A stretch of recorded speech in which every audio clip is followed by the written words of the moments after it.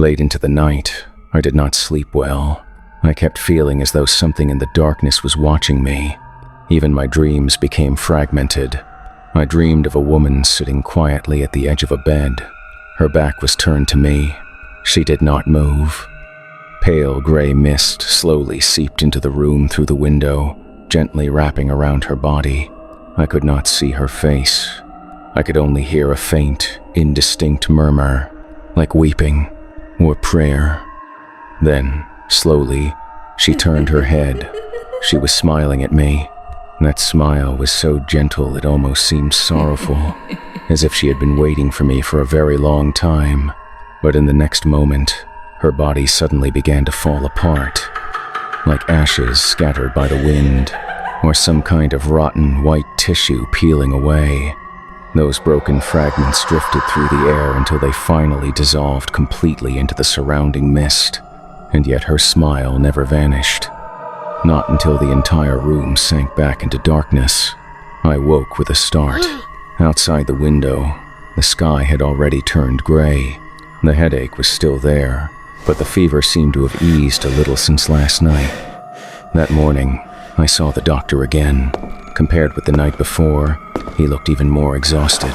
The world beyond the window was still buried in fog. Gray-white daylight passed through the curtains and entered the room. The air was cold, like the inside of a damp tomb. Breakfast was simple: salted meat, dry bread, and a small cup of black, bitter tea that had already gone cold. The copper plates and cups reflected dull light from the fireplace. The doctor sat across from me in silence, eating without ever truly looking up. Only the occasional crackle of burning wood disturbed the stillness. After a very long time, he finally spoke. He told me that beyond the town there was a refugee camp, a group of survivors who had arrived only after the disaster had already begun. Because they came later, they had suffered less from the plague. At the very least, he said quietly, they still retain their reason. There was a strange exhaustion in his voice when he said it. Then he reached beside the table and placed a tightly wrapped medicine bundle in front of me. Deliver this to them, and observe their condition while you are there. A faint scent of herbs still lingered on the cloth wrapping. The doctor did not explain further. He merely took another sip of the cold tea, then slowly stood from the table. If the headaches return, come back to me. With that, he turned and left the dining room. He said he still had research to continue. Moments later, the bandaged servant silently entered the room and began clearing away the dishes. The manor remained unnaturally quiet. Only the distant sound of wind moving through the fog could be heard beyond the walls. I picked up the medicine bundle and placed it into my satchel. Then, almost unconsciously, I reached inside and touched the other item hidden there. The milky white vial was still with me. Even through the cloth, I could feel the coldness of the glass. The liquid inside remained thick and cloudy. Pale white particles drifted within it, slowly circling like living spores. That thing unsettled me. And yet, for reasons I could not understand, I could never bring myself to throw it away. Once I had gathered my things, I pushed open the manor doors. Cold, damp air immediately struck my face. The forest beyond was still drowned in fog. Far away, only vague outlines of roads and trees could be seen through the gray haze. The ground beneath my boots was soaked with rainwater and dead leaves, and the narrow path leading toward the refugee camp disappeared silently into the mist. I lowered my hat, adjusted the satchel on my shoulder, and walked into the forest. At first, it was only an ordinary woodland trail, but the deeper I went, the darker the forest became. Towering trees twisted together overhead like enormous skeletal ribs, blocking out what little sunlight remained. The soil grew wetter beneath my feet. The air smelled of rotting leaves and damp moss, and the fog continued to thicken. At first, I could still see several meters ahead, but slowly, the distance shrank shorter and shorter, until eventually even the outlines of the trees vanished into white obscurity. The forest became unnaturally silent. Beyond my own footsteps, I could hear almost nothing. No birds, no insects, not even wind. And it was then that the feeling began. That strange feeling. I could not shake the sense that something deep within the fog was watching me. It was vague. Not the certainty of truly seeing something, more like instinct. A primitive warning buried deep within the mind. Several times I stopped walking and turned to stare into the fog behind me, but there was never anything there.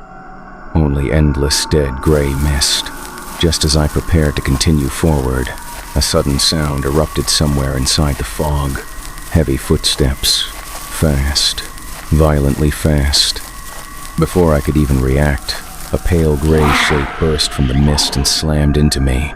I barely had time to register what it was before the impact knocked me to the ground. The smell hit first.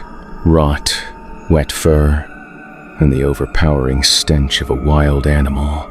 Then I finally saw it. The thing still vaguely resembled a human, but its body had become horribly twisted. Gray-white fur covered its hunched back.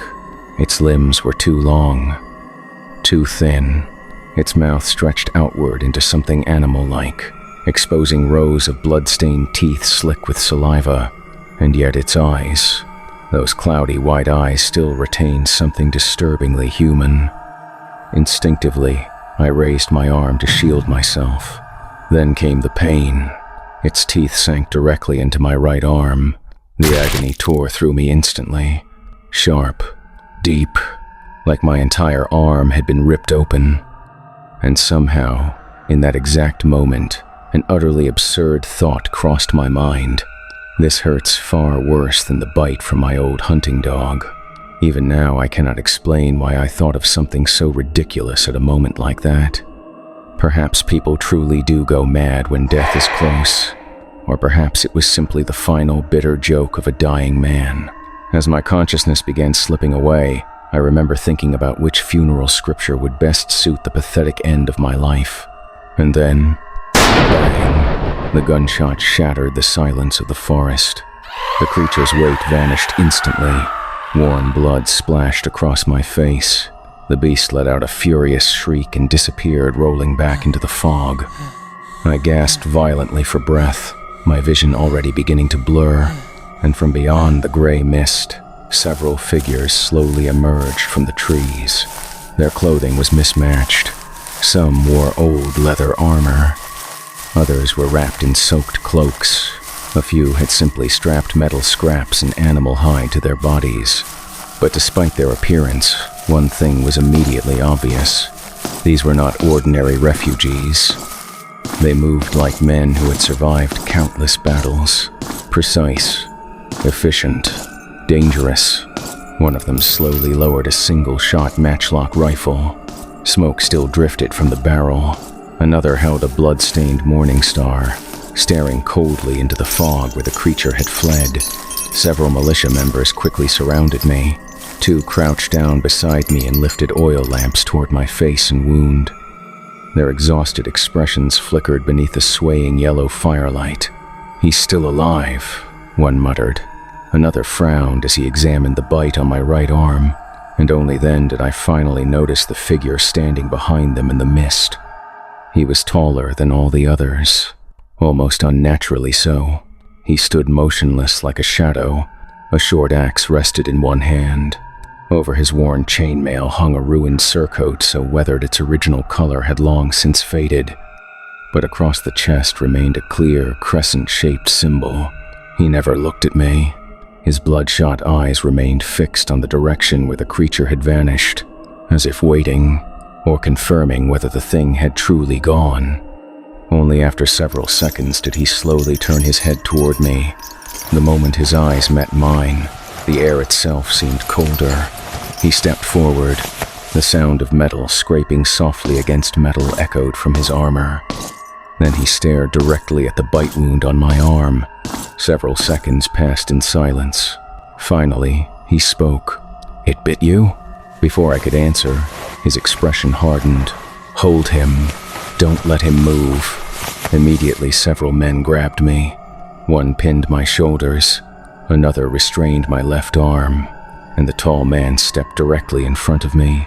His grip on my injured arm was crushing. so strong I thought the bones themselves might break. He stared at the wound like a butcher inspecting spoiled meat, then slowly raised the axe. The blade reflected cold firelight, and for the first time, I truly realized I was about to lose my arm. Strangely enough, I did not feel fear, only absurdity.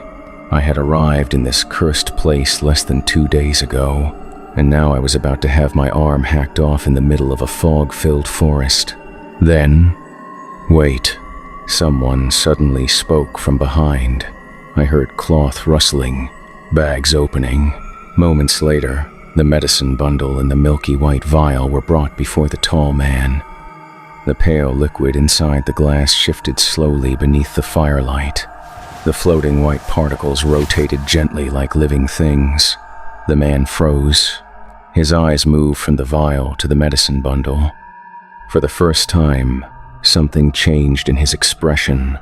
The others around him also fell silent, as though they all recognized what those items were. Several long seconds passed. Then the man muttered quietly to himself. Why did they send someone else? His voice was low, barely audible, but I heard it clearly. He stared at the vial a moment longer, then slowly lowered the axe. He's fine. His voice remained cold, matter of fact. Then he released my arm. Bring him back to camp. He paused briefly. Those bloodshot eyes swept across me one last time. Griff will see him. After that, my memory becomes fragmented. The fever, the blood loss, the pain tearing through my arm, everything blurred together. I lost track of how long they dragged me through the forest. I remember only the sound of boots splashing through mud. Eventually, the trees began to thin. The sky slowly reappeared overhead, dark, heavy, deep blue beneath gathering rain clouds. Then the rain came again. Cold water slid down my face, through my hair, across my collar, and over the bleeding wound in my arm. It was freezing, but it also kept me barely conscious. And when we finally reached the camp, I realized immediately this was not a refuge. It was a graveyard assembled by the dying. Everywhere I looked, there were sick people, coughing, shivering, staring blankly into the fire. Warning signs soaked by rain hung from tents and wooden stakes. Infected area. Do not approach. Do not leave camp at night. A child hid behind a plague doctor wearing a bird-like mask. The child was so thin that only the eyes seemed alive, and the plague doctor never once looked directly at anyone.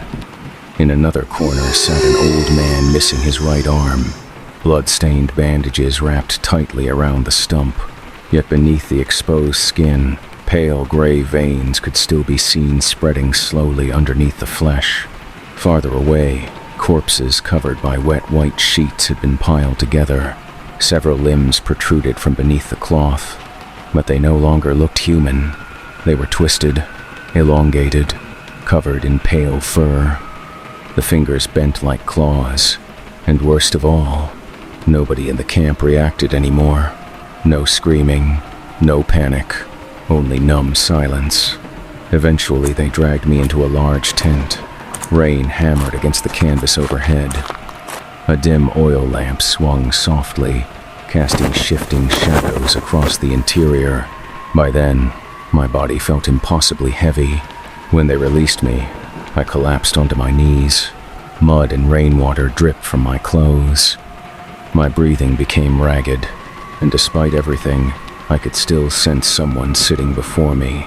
There was something strange about him, a faint whiteness, not bright, more like pale daylight filtering through fog. Unlike everyone else in the camp, he carried no scent of blood, decay, or medicine. Instead, there was a subtle fragrance around him, fresh grass after rain, or expensive perfume. I slowly raised my eyes. He sat calmly in a chair, legs crossed, rocking gently back and forth. Creak, creak. In his hand rested the doctor's medicine bundle. The firelight reflected softly against his white coat. Clean, far too clean for a place like this. And in that moment, I realized this must be Griff. He already knew who I was, or perhaps more accurately, he recognized the doctor's medicine. Griff showed little emotion. He casually swung the bundle in one hand while speaking calmly about the camp. Children had gone missing recently. Strange footprints had been found near the forest. Several unfinished maps had disappeared. The people were growing restless. Some had begun believing the missing were not taken by monsters at all. Even while discussing such things, his voice remained unnervingly calm, as though speaking about ordinary business. But by then, I could barely hear him anymore. The fever distorted everything. The firelight blurred. Voices became distant. The white figure before me seemed to sway unnaturally. Then Griff suddenly stopped speaking. He looked down at me, and for the first time, something shifted in his expression. He's dying. Even then, his voice remained disturbingly calm. He turned toward one of the soldiers. Take him outside. Treat the wound first. Meanwhile, the tall man walked alone into the rain. He said nothing. Rainwater streamed down his cloak and chainmail as he carried the axe toward the center of camp. As I was dragged away, I caught sight of something enormous standing there. A gigantic shape hidden beneath a heavy black cloth. Even its outline was too large. Wooden stakes and iron chains surrounded it, and beneath the soaked cloth, something was moving, slowly, breathing. The tall man approached the cage, then suddenly seized the cloth with one hand and tore it away. Rainwater exploded outward, and what lay inside the cage was finally revealed. It had once been human, perhaps. Now it was something else entirely. Its body twisted like an animal. Gray-white fur covered most of its flesh. Its spine bulged grotesquely beneath the skin, and yet traces of a human face still remained. The creature trembled weakly within the chains. Then suddenly, its eyes snapped open, white, clouded, filled with blood vessels. No pupils, only pale hatred. It lunged violently at the bars. Metal screamed beneath its teeth. The creature bit into the iron cage itself, grinding its jagged teeth against steel. Blood-stained saliva poured from its mouth. Its eyes never left the tall man. Pure hatred burned within them. Then the man moved. Without warning, he swung the axe. Not the blade, the handle. Crack. The impact shattered the creature's nose instantly. The thing screamed with a sound so inhuman it barely resembled a living creature anymore. Chains rattled violently as it slammed itself against the cage, but the man no longer looked at it. He simply lowered the axe and turned away. Rain fell heavily across his cloak, and behind him, the creature continued shrieking inside the cage while others slowly covered it once more with the black cloth. Eventually, the screams disappeared beneath darkness and rain. Hours later, the rain finally stopped. The camp regained small fragments of life, crackling fire, distant conversations, the sound of metal somewhere far away. Eventually, I found myself sitting beside a fire pit near the center of camp. A black iron pot hung above the flames. Inside simmered chunks of meat, grain, and roots I could not recognize. The smell was heavy and greasy. The helmeted soldier sat across from me while tightening fresh bandages around my arm. The pain made cold sweat drip from my forehead. Finally, I asked him, "Who was that man?" The soldier remained silent for a long moment, then finally answered, "Fendel." The way he spoke, the name carried strange weight. The soldier stared into the fire before continuing. Fendel wasn't always like this, at least not before the disaster. He explained that Fendel once lived outside the town with his wife. She loved flowers and singing. Fendel himself had once been the finest hunter in White Fog Town. Then, the plague came. At first it was only fever, hallucinations, whispers, But eventually the infected began turning into something no longer human. Fendel's wife had been among the first. She grew weaker, then began whispering endlessly through the night. And finally, one evening, she vanished. Fendel entered the forest, searching for her alongside several trusted companions, including his second-in-command. Only Fendel returned. 3 days later, alive. The soldier fell silent after that, and I could not stop thinking about the creature that had attacked me earlier. Those white eyes, that almost human face. If the thing that attacked you really was her, the soldier lowered his voice. Then she's already begun the final transformation. Wind passed softly through the camp. Somewhere far away, chains rattled in the darkness, and the thing in the cage. He paused again. That was Fendel's second-in-command, the only other man who came back from the forest. I stared toward the distant black-covered cage standing silently in the rain, soaked dark like a grave marker. Then the soldier spoke again. But people fear the church far more than Fendel. After the plague spread, the townsfolk began gathering at the church in increasing numbers. At first it was only the infected. Eventually even healthy people went there willingly. They believed the church could cleanse the curse from their bodies. And the priest personally performed what he called purification rituals. The soldier glanced into the distant fog as he spoke, as if he could still see the church through the trees. Some people do improve afterward. The fever weakens. The hallucinations stop. Even the mutations slow down. But the fire crackled softly, and his voice dropped lower. They stop acting human. Those who undergo the rituals too often, they become quiet. They stop fearing things. They stop grieving. Even when their own families die, they simply keep returning to the church, to pray, to be cleansed, and then they come back, like empty dolls. Wind moved softly through the camp. Somewhere in the distance, I thought I heard church bells echoing through the fog. Then the soldier whispered one final sentence. Now nobody knows anymore whether that place is saving people or creating another kind of monster. After that, he said nothing more.